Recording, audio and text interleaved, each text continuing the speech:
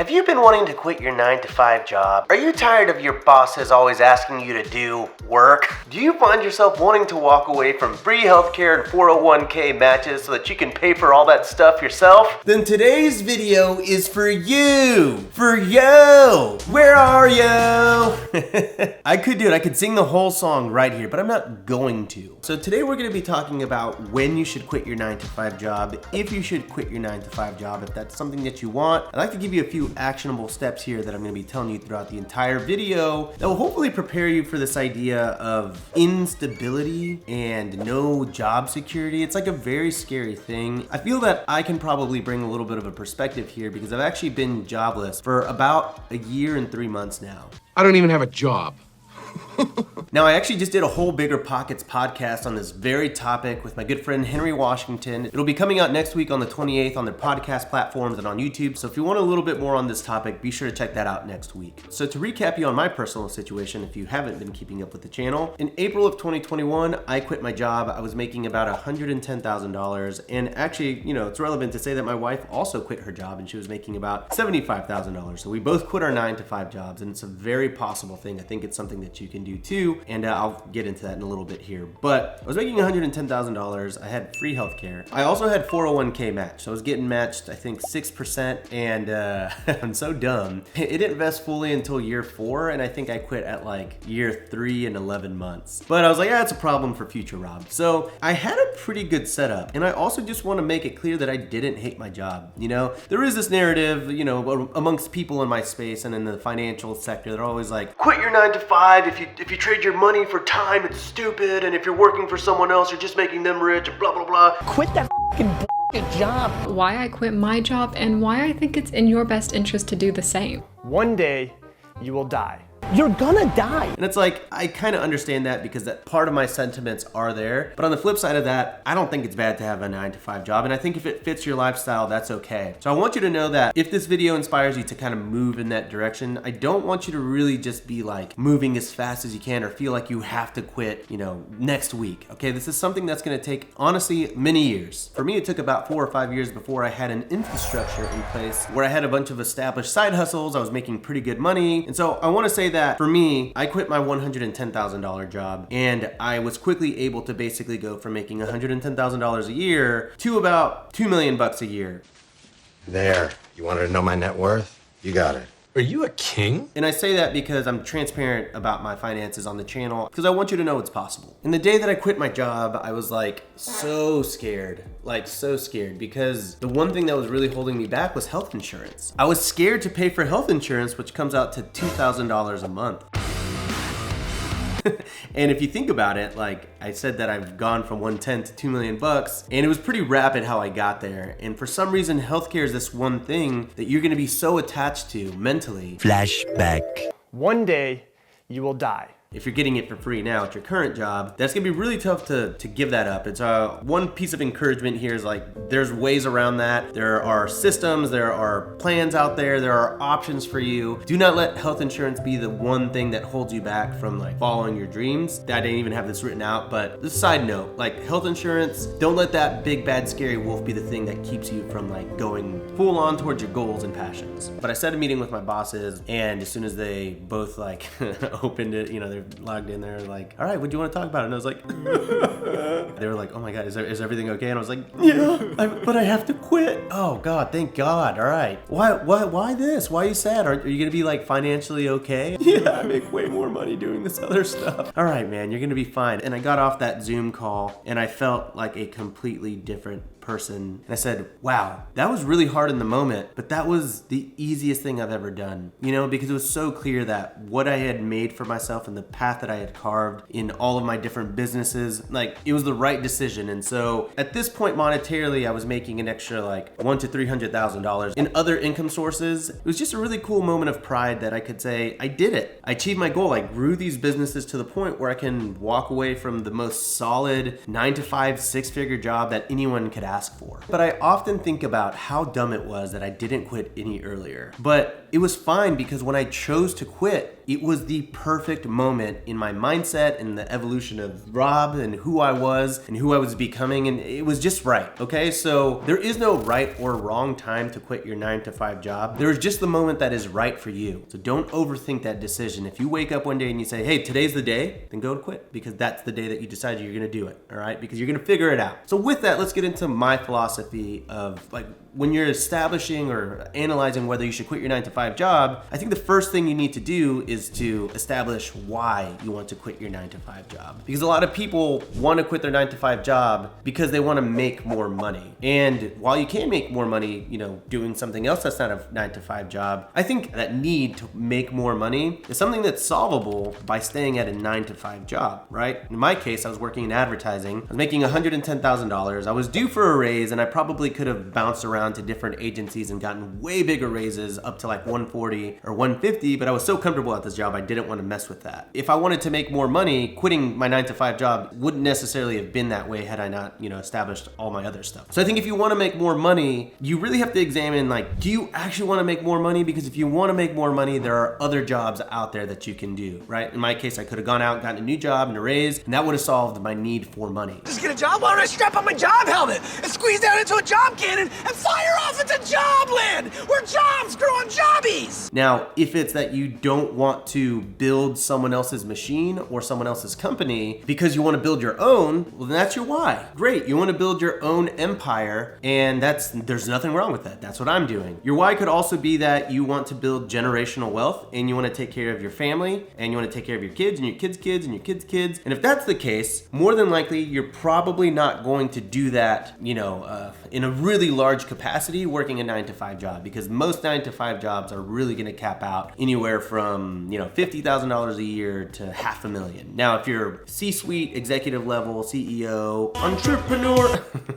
stop, Rob, just get through the video. So again, it's not that you can't build generational wealth, because obviously I'm into real estate, and if you were really smart with your money and you were in that 6-figure range, and even a lot of teachers and military people, they're not in the 6-figure range necessarily, and they are into real estate. So you don't necessarily need to make a lot of money, but my point is, it is possible that if you save your money and you're very effective with it and you invest it in real estate and you invest it in, 401ks and index funds and all that stuff, you can definitely build a very nice retirement package for you. Not necessarily going to be a multi-million-dollar retirement package for all of your family for all the generations to come. For me, I'll tell you my personal why is the generational wealth thing. My parents moved here from Mexico. My mom had a job, my dad was a doctor, and they gave that up. They had great lives out there, and they were like, we want to go to America and we want to give our kids a better life. And they did. I have no frame of reference for what my life would have been back then, but I can only assume that it's a lot better, because here I am talking about my income on YouTube to 180,000 people, 179,000 people every single week, and it's really cool. So I'm very thankful about that, and I understand that there was a sacrifice there that they made for me. So my why is like, okay, I want to take care of my family, my folks. I want to make sure that they have a house or whatever house they want. I want to give them income every single month. I want to take care of my wife and my kids. I want to be able to pay for my kids' college and wedding and all that stuff without having to worry about the finances. So whatever your why is, decide on that first, because it can really shape how fast you run at this. For me, like, if I'm getting real here, it's like we only have a very limited amount of time to see our parents for the rest of our life. Like, I'm 32, time is finite and like life is short. And I'm like, okay, I want to make sure that they have a great life for the rest of their life as fast as I can. So before you ever think about quitting your 9-to-5, ask yourself, why is it that you want to quit, and diagnose what that problem is. If you're unhappy with bosses, okay, great. You probably don't want to be in a 9-to-5 job, or maybe you have to find a job where you have way more autonomy. You're a 1099 sales rep where you control your hours and how much money you make based on commissions, and that could diagnose the issue that you're having at work. So I wish I could give you one crispy little, like what your why is, but why is like a few things. It's why do you want to quit, and why are you doing this? And they're two separate answers sometimes. Sometimes they're not. I don't know. What do I know? I'm just a YouTuber. But now I want to talk about what you need to actually pull off successfully quitting a 9-to-5 job and being okay. Anyone can quit your 9-to-5 job. That's easy. And you can take this job and shove it. It's what you do after that's the hard part. And there's some things that you want to have in place before you get to that point. Number one thing here, if you're married or if you have a significant other, you need the approval of that person. Because if you're not seeing eye to eye on this, you can't just quit. It's pretty tough. It's pretty tough on a marriage to have a, bad financial situation. Or so I hear. I mean, we have been broke and happy, and then we make money now and we're happy. So I think happiness can be found regardless of the financial situation, but there's no refuting that the majority of divorces in this country come down to financial issues, disagreement situations. And that's a very real thing, because if you're quitting your 9-to-5 job, you may not be financially okay for a while. It might take a while to be okay. You need a supportive partner, significant other, spouse, whatever, right? They need to be really not just okay with it, but supportive of it. Number two, I think you need like a proof of concept of what you're gonna go do. So if you have like a business venture or a side hustle, which we'll get into that in a second, but if you have like a side hustle that you plan on growing to a bigger thing, you kind of need to know that you're already successful at that, right? So you need a proof of concept of like, however you plan on making money, I want you to know that you can actually do that once you go full time. Because what I don't want you to do is be working like a nice stable job and then watch this video and be like, you know what, Rob said I should go for it. I'm gonna be a baker. Never baked before, but this seems like it'll be fine. No, what I would prefer you to do is be a baker on the side as a side hustle while you're working a 9-to-5 job. Go sell your bread on the street and see if people wanna buy your bread. I think you should prove that you're good at making money at the thing you're gonna pursue full time. Hopefully that's clear. That way we know that when you step into it full time, you can rock it, right? Reserves, I think that this is super important to have. I had some reserves, but I wasn't really good at saving. Like we just had like a padded checking account, but I knew that things would be okay based on all the different income that was coming in. We were like, we'll probably be okay. I can't really tell you how much reserves you should have because I'm not a financial planner or advisor, and this is not financial advice. But the rule of thumb for a lot of people is if you can have like 6 months of reserve in the bank, that's great. You can cover yourself for 6 months. And if things don't work out in those 6 months, and you can always go and get your job back if you need to. And that's the good news if you quit your 9-to-5 job. So it's not really that scary when you think about it if you have reserves. And if you don't have kids or a spouse, then it's like, yeah, you could really, really fail at this thing and go get a job if you really needed to. But I will say that I've met a lot of people that have quit their 9-to-5 jobs permanently to pursue their passions and their businesses. And I don't know a single person that's really ever gone back to 9-to-5. So I think people have a way of figuring it out. And the last thing that you need to effectively transition out of 9-to-5hood is side hustles. And this is actually what I want to speak about in this video mostly, is this idea that you need multiple sources of income, in my opinion. You could just go full force at one thing, and a lot of people are successful at that. But if you just look at research and studies, most millionaires have between 7 and 8 sources of income.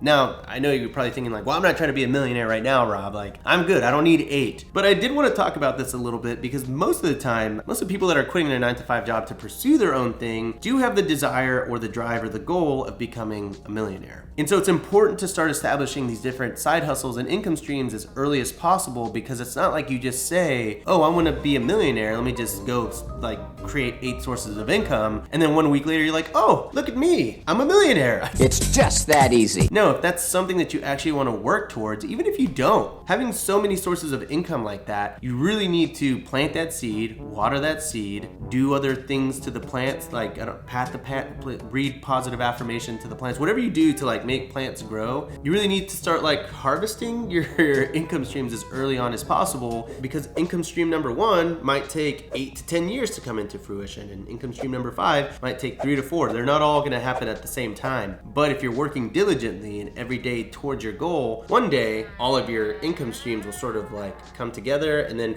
like they'll cross, and then boom, you're making $1, $2, $3, $4, $5 million. Who knows? So for me, when I was making this decision to quit, it was so much easier for me because of all of the side hustles that I started developing. I want to kind of talk you through some of these. I had been working on Airbnb on the side. It was my side hustle for 4 years at that point, and I had gotten it to the point where I was making about $25,000 net every single month, and that alone was twice my salary. But my mentality there was I never wanted to spend money from real estate. I just wanted to keep reinvesting it, and to this day, for the most part, I haven't really paid myself from my real estate portfolio. But I had that going, so it's $25,000 a month, so I knew bare minimum, I'll be okay if I quit my job and I can just pull from that if I need to. That was just income stream number one. I also started a YouTube channel. On that YouTube channel, I think I made like $69,420. No, I'm just kidding. I actually did make $69,000. The $420, probably not. But I was making about $70,000 a year on YouTube. And right now, I mean, it's going up every single month. But again, I wasn't really, I was making some money, but you know, a lot of that was going to Caleb, editor Caleb, thank you, pal. But again, that was another thing where I wasn't taking money out. I was either paying salaries, staff, all that kind of stuff, or buying equipment or lenses or things that would benefit the channel. But still, that was another $5,000 to $7,000 I was making on top of the $25,000 I was making on Airbnb. And then I also had affiliates, you know, anytime I link anything on the channel and you buy it, I sometimes get a small commission from that. So thank you guys very much. You're supporting the channel. This is something that I was trying to build, you know, very slowly. And I wasn't making a lot of money from affiliates, but I would say total at that point, I was probably making between $1,000 to $3,000 a year from affiliates. Cute, like that's fine, it's hopeful. It gets me some Chipotle burritos, but it's not gonna make me rich. And then the really big side hustle that I had is I started a consultation business where I taught people how to start Airbnbs. Now, let me just make it very clear, this consultation business is closed, all right? It doesn't exist anymore. Please don't reach out about one-to-one consultations. Unfortunately, I was not able to scale that business up in a way that was financially beneficial to me. I was booked up, you know, a month in advance. I was charging $500 an hour or something like that towards the end. And I was booked between 4 and 5 times a day, just depended on how much I opened my calendar.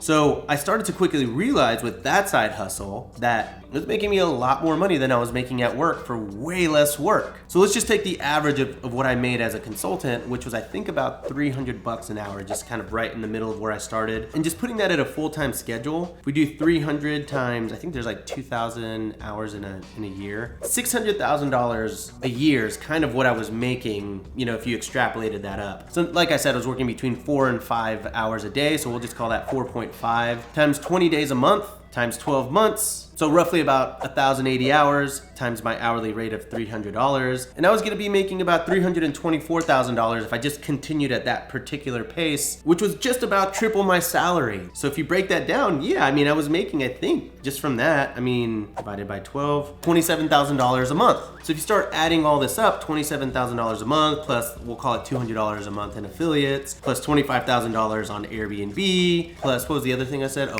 that's right, YouTube. We'll call it $6,500 a month on YouTube. I was making $58,700 a month. And it's really because I started laying down the groundwork for all these different side hustles. Now, a quick note on the consultation thing. While I did shut down that service because I could no longer scale it up, because there's only 24 hours in a day, and you know, let's say 8 hours in a working day, and there's only one of me, there was only so much I could do or make. So it was really the creation of my education business, which I launched with Robuilt Glamp Camp. And now my big baby, the thing I focus on, is the Robuilt Host Camp, which is my 12-month mentorship program that allows me to teach and mentor hundreds of students and not just one. I guess since I'm here, if you're interested in learning how to start an Airbnb business, if you're interested in, you know, perhaps doing Airbnb full-time and leaving your 9-to-5 job to do that, consider enrolling in Host Camp. You can go to hostcamp.com. You can click the link in my description down below too, but you can book a call with my team to see if the Airbnb business is right for you. But anyway, shameless plug, but I guess it's not that shameless because that's like my bread and butter, and this channel is about Airbnb for the most part,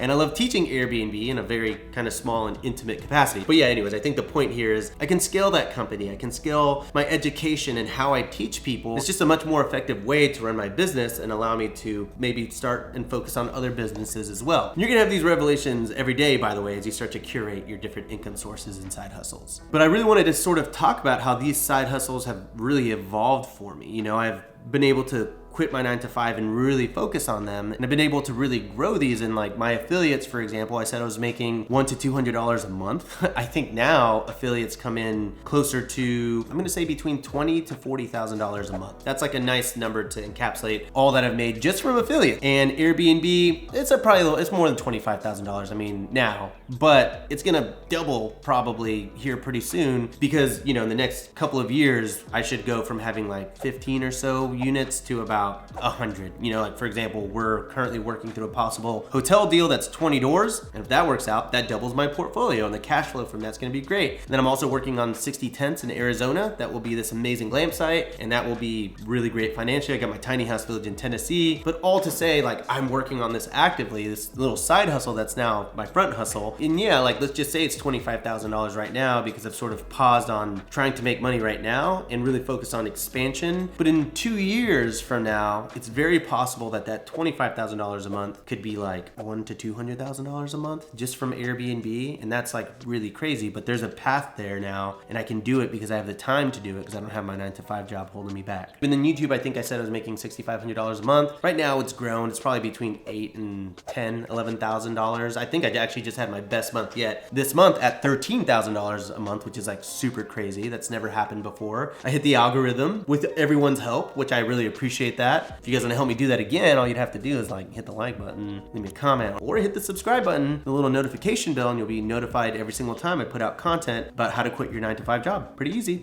and best thing, it's free. But anyways, that's a side hustle that I've really nurtured, and I've got a few other side hustle income sources that I'm working on right now that are gonna be just as big as some of these other ones. But the reason I wanted to talk about this is because I wanted you to notice that I'm not making money in just one particular way. I'm making it in like 5, 6, 7, 8 ways, you know? And if you've talked to any friends that have quit their 9-to-5 and they are millionaires or they're working to become millionaires, ask them how many sources of income streams they have, and they're probably all gonna say between 5 to 8 because it's necessary. It's not possible. No, it's necessary. It's necessary to have several ways to fall back on if one of your side hustles don't work out. So my last thing here that I want to say, I'm not sure if I've said it explicitly, but these side hustles, you should be doing it as you work your 9-to-5 job. No excuse. You should not plan to start them after you quit your 9-to-5 job. You should be doing it actively. Like, you should actively be working on your side income sources so that those are at decent levels so that when you quit your job, you're gonna be fine. You're gonna be able to rely on that. Very important. So, I mean, obviously it's fine to start stuff, you know, after you quit if you've already got a machine going, but you need to actively be working on this for years before you quit your job. And so actually my final tip here is to map out a good, better, best case scenario if you quit your job financially. Like, go write out a financial plan of how much you're gonna make 1 year from now and use that as your goal to work towards, okay? And I actually wanted to show you like mine, but I mapped out a conservative, medium, and best case scenario with all my side hustles and everything like that. So in my conservative scenario here, I said that I would be making about $17,000 a month or $204,000 a year after I quit my 9-to-5 job. But I was like, oh, okay, that's double what I make in kind of like the conservative scenario. Now the medium case scenario was a total yearly salary of $356,000 or $29,666 a month. So about $30,000 a month was my mid-tier scenario. I was like, if I just do okay, if I just keep on the track that I'm on, I'm gonna make about $30,000 a month. And then in my best case scenario was $390,000, which comes out to $32,500. So like writing this out as a plan, if I quit my job and I believe in myself and I tell myself I can do this, I was gonna make $32,500 a month. And it's because writing it out just gave me the confidence to work toward that. And it came so much faster than I thought that I was like, I gotta go all in, I gotta do this thing. The point goes to show that I wrote it out, I gave myself a goal, and I smashed that goal. So my tip to you is if you've got side hustles that you're working on, you're working to quit your 9-to-5 job, write it out. Give yourself a good, better, best. And then multiply the best case scenario times 10 and write out how you could possibly get there. And you're probably not gonna hit it. I did.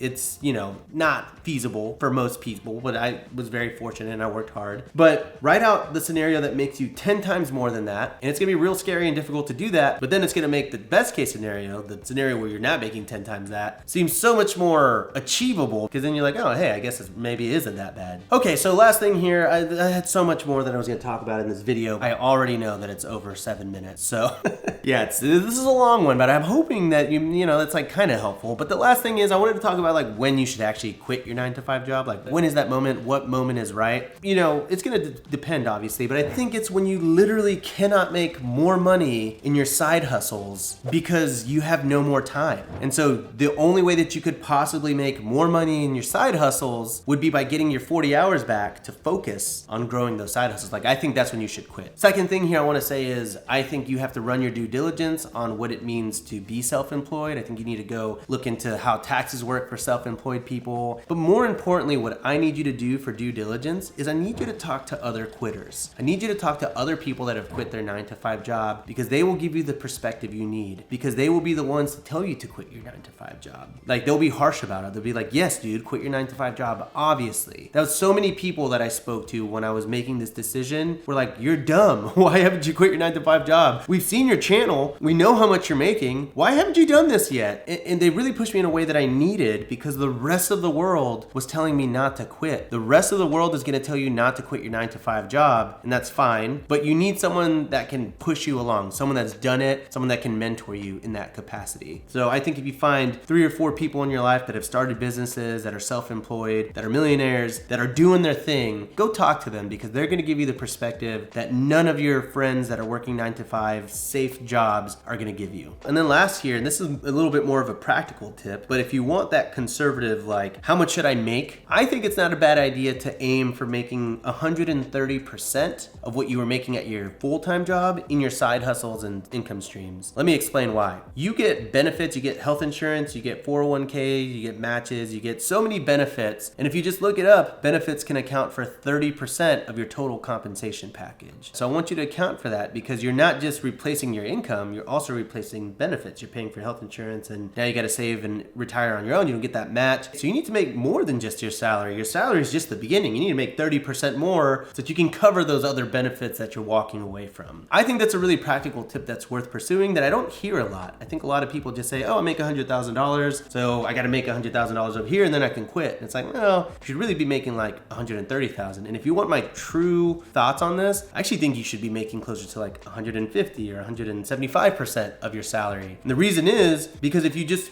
build all these side, like let's say it's real estate and you build these up, the reason you could build them up is because you keep reinvesting it. And so if you quit your 9-to-5 job and you take all your profits from your real estate, for example, now you have no money left over to reinvest. So you actually need to make a little bit more so that you can pay yourself and keep investing and growing that, or growing your other businesses if that's something that you want to do. Oh man, all right, that's it. Wow, I'm so sorry, Caleb.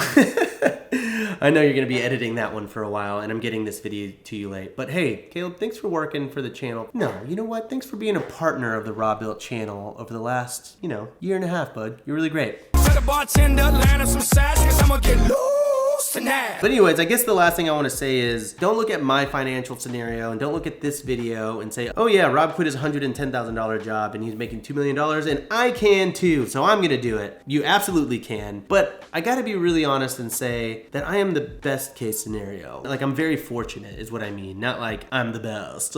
That's not what I'm saying. I'm saying like things really worked out for me, okay? And it's a mixture of some luck. I also worked really hard and I really went hard at this and like I gave it everything I had and things really aligned for me. And I'd be silly to say that luck didn't play any part of this. So I don't think it's feasible for anyone to just go out there and make $2 million next year. It's possible. I know it is because I've done it and it is possible for you. But don't base this on all the rainbows and butterflies that you hear from other YouTubers that have been extremely successful, because at the end of the day, this is really hard. You see the good stuff, and I mean, it's not like I withhold bad stuff from the channel or anything like that. I still have my struggles. Life is still hard at times. It's not a perfect life, but it's a damn fun life. Like, I'm super excited and lucky and happy and fortunate and grateful that this is my life and I've earned it and I've worked for it. I'm not sorry for it, but I am grateful for it. And I think that's the mindset you gotta have. So go into this planning for the worst case scenario, but hoping for the best case scenario. And like I said, I don't know a lot of people that have quit their 9-to-5 jobs and come back to them. And I think you'll figure this out. And I don't know when that decision is gonna be right for you, but I know that when you make it, it will be the right time for you to quit your 9-to-5 job. And that's it. Sorry for the long rambly stuff. Hopefully this was helpful. I'll try to end this quick. Sorry, could you say that again? No. I'm having trouble hearing Oh gosh. Okay, sorry. See you guys. Bye. Been a while. No, just kidding. Cut that too.